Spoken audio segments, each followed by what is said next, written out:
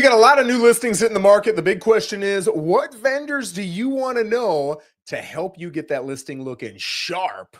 You better get fired up.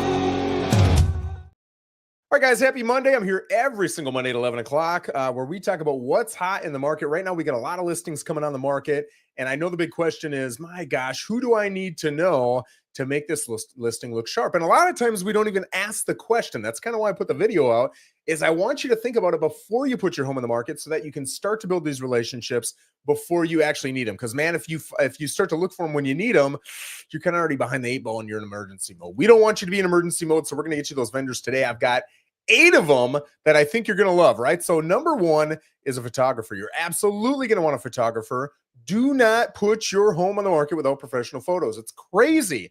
You can get professional photos for $300, $400, $500, right? You can get a phenomenal photographer for $700, $800. There is no reason to shoot a $300, $400, $500, $600, $900,000 property with your iPhone. That's crazy. I will guarantee you that whatever money you put into photos, you're going to get it back in spades. Multiple times over, you're going to get your money back on that. It's the biggest marketing tool that you absolutely have. Unquestionably, you want to make sure that you use it. All right. If you're hiring a realtor, that realtor in 95% of cases is going to be willing to get you professional photography. However, some of them will try to skimp out of it.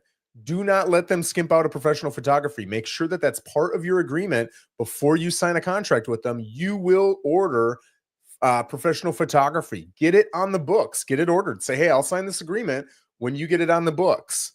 All right. And look at their past photos. Look at those photos to see. Do they have dogs just walking through the photos? Do you see the photographer or them as the agent in the bathroom mirrors shooting the shots? Do you see the drapes pulled? Do you see the fans are on and you get a blur with the fans? Is the lighting nice? Like, look at it and really see, is this a sharp looking photo or not? That'll tell you if you've got a good photographer. Number 2 is an inspector. I think you're absolutely crazy if you put your home in the market and you're not getting it inspected first. You're going to get your best buyer first. 99% of the time, the best buyer for you, the one who's coming with the best offer, is going to be your first buyer. You do not want that buyer to see all the nasty things about your home on a report, and now you lose that buyer. You do not want that. So why wouldn't you invest $300 and some to get an inspector out there? Now you can see all the issues. The 1 or 2 that are bigger, take care of them before you even put it on the market. Now it looks phenomenal. And if you've got a good report, you can share that report with future buyers, and it's further disclosure, making you look like a seller who cares about buyers. It helps. Number 3, a lender if you're a for sale by owner. Now, if you've got a realtor, that realtor's ready with a list of lenders that are local and strong that they can give to those buyers who are interested in your property. So you're not going to lose those buyers. However, I see a lot of time with FSBOs, if you get a buyer who is not with a realtor and they don't know a lender, they're going to go on and find some random lender who might not be the best lender for you, the seller, right? Now you've got a lender who doesn't know what they're doing. They're not as sharp. They're not local. They're dropping balls, and you don't know why. It's because you didn't have a relationship with someone. So find a good local lender first if you're for sale by owner so that you can share that with that buyer. All right, next is a handyman. You're going to have little things around your house. I promise you that, man, if you can hire a handyman for probably $600-$800, they can get like 8-10 projects done around the house that are going to help you immensely. If you can get that done before the inspection, great.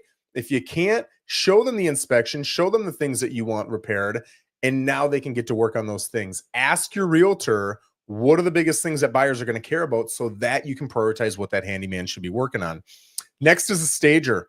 Stagers can be immensely helpful. They're going to come in and they're going to show you what furniture should stay in the home, what should be leaving, and not just furniture, also your little knickknacks, the photos on the wall, all that kind of stuff. They'll tell you if you should paint or not, should we get new flooring or not, all the different things. They'll bring ROI into it. And then with whatever you've got in the home, they'll rearrange it in a way that really makes it feel warm and welcoming to that potential buyer. Next is a landscaper. Your outside, for such a low amount of money, can be changed incredibly, right? It can be brightened up, sharpened, new photos, new mulch, lawn mowed, watered for a couple weeks so it's just vivid green. You can get all that done and landscapers are fairly inexpensive, especially when you look at the return on your investment. Next, we got a home cleaner. If you keep, my wife's amazing, so my home is pretty clean. But I'll tell you, before my wife, man, if I would have sold my house myself as a bachelor, that would have been crazy without getting a home cleaner in this. So get a home cleaner in there. If your home just isn't that clean, it is worth it to pay the $300, $400, $500, $600 to get somebody in there and make that home look welcoming. And then the last person is an AC guy. Now, I'll tell you, if I go to 100 homes, probably 97 of them have ACs that are working. But even though 97 are working, probably 20 or 30 are going to fail the inspection. And by fail the inspection, it's kind of a bad phrase because people think you literally fail and you can't get a loan. That's not the case. But what it'll say is your AC is dirty, or your AC is not getting the 14-degree differential, or whatever it is. And man, for $200, $300, maybe even less with an AC guy, they would have cleaned that out. They would have done a service and you wouldn't have that problem. It'll save you a lot of lost buyers, or buyers who stay on the hook, but they want to negotiate thousands of dollars when it only costs you a couple hundred to get it serviced. So guys, there you go. There are 8 great vendors for your next listing when you want to get on. And again, if you're working with a professional real estate agent, they should absolutely have these vendors and more in their hip pocket to help you. If you guys have anything in the future that is hot in real estate that you want mentioned, let me know, and we'll mention it every single Monday here at 11 o'clock. Thanks for joining me and have a great day.